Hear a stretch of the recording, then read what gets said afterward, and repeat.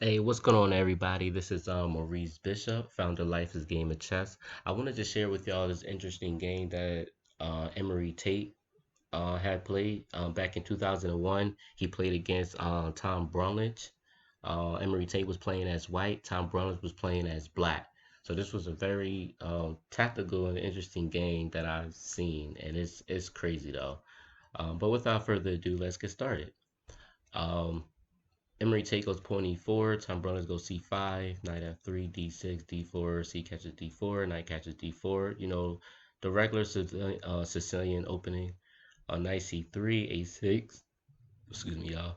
And bishop c4, which is a very aggressive move that Emory Tate played. This is actually the same position that Bobby Fischer had played back in the day. So c4 is definitely very aggressive, and a lot of grandmasters and other players still play this opening as well with white, so it's very aggressive.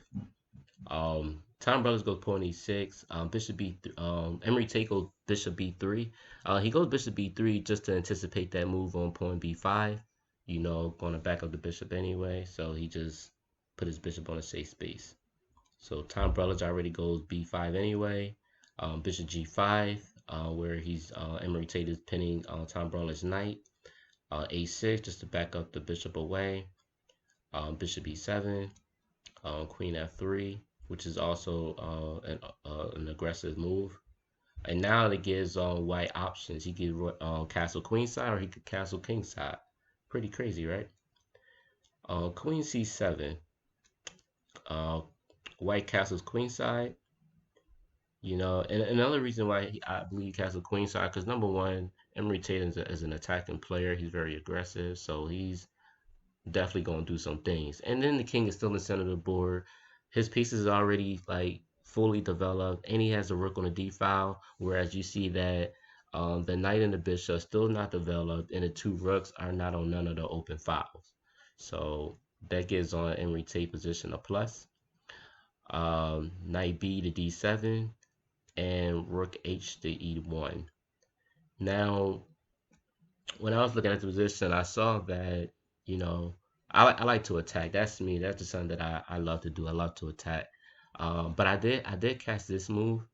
Um, Bishop captures f6, and I'm gonna show y'all why I like this move. Um, if knight captures f6, then white can still hit with pawn e5. And y'all probably wondering, well, he could just take the pawn, but that's not true because you still got this rook over here that's hanging right now. So of course black sees that. So if he goes bishop b7, then I could still go queen g3. And now not only am I attacking the pawn on g7, but I'm also attacking the knight on f6.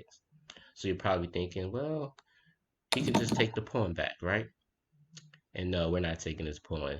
The move that I saw was knight captures e6.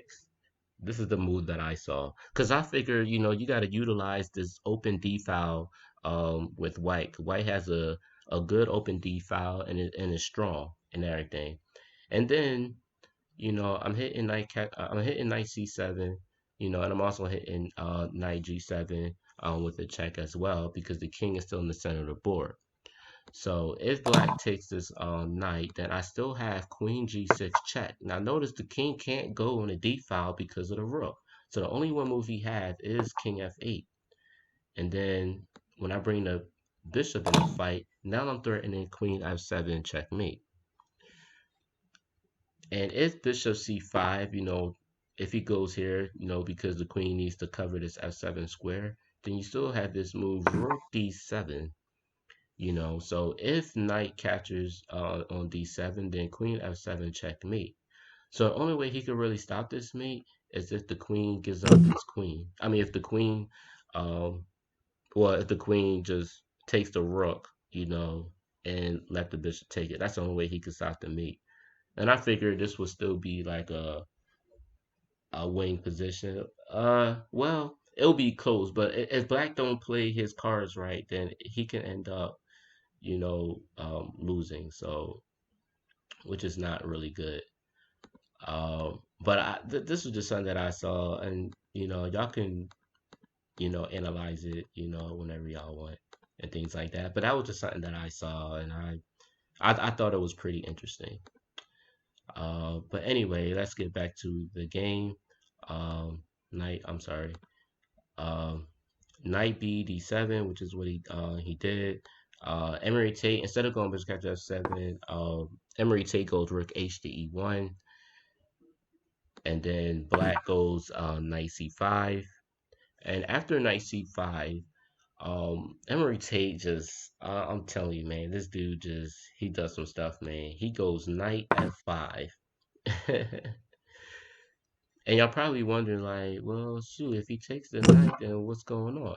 Well, if he takes that knight, Emory Tate still got bishop captures F6. And then if the bishop takes, then he still got E captures F5 with a check, and now he's losing his rook on A8, you know? Or you have another thing that he can do. Instead of taking with the bishop, let's say if he takes with the pawn. If he takes with the pawn, he still had this magnificent move on knight D5, and then if he goes queen D8, he still had this awesome move E catches F5, and right now the rook is all open, and he's threatening rook catches E7 or knight catches E7. And if for some reason um he wanted to get his knight out, he can just go knight catches E7, and then the queen is also threatening this rook on A8. So it's just, man, it's just messy for black, man. Like if I was black, I would be scared.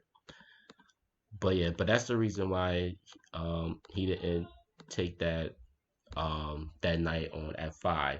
So what Tom Braunlinch did first is he goes knight catchers B3, and then Emory Tate goes A catchers B3, and then that's when Tom Braunlinch plays E catchers F5. So when he played E catchers F5, Emory Tate goes bishop catchers F6. Now notice again, he doesn't take with bishop catchers F6 because of the E catchers F5 with a check, because the queen will attack on the rook on A8. So he takes with G catchers F6, and then Emory Tate goes knight D5. He goes king D8. I mean queen D8, and then E catchers F5. And then as you notice, like he's still like, oh, I'm sorry, y'all. I actually missed the move. I didn't. I didn't miss. Well, I did miss a move. So G catches F6, knight D5, Queen D8, and he actually goes knight catches E7 first. That's what he does. He goes knight catches E7. Now notice he can't go queen catches E7 because of E catches F5, because not only is the rook is hitting a queen, but also that rook on A8 is hanging, which is the reason why he didn't take with the queen. So he actually took with the king, and then E catches F5, and remind you the rook is still hanging, so Tom Braunlinch had to go bishop E6.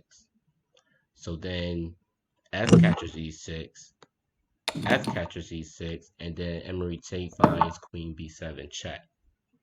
And then, of course, Tom Braunlinch goes Queen D7, and then he hit him with this tactical blow, Rook catches E6. The Queen can't take because the Queen is already pinned, so the only way he could take it with is with the Rook, and then after Rook E1 check, that Black Queen is gone. Which is like crazy. But yeah, y'all, I hope y'all enjoyed this game just as much as I did.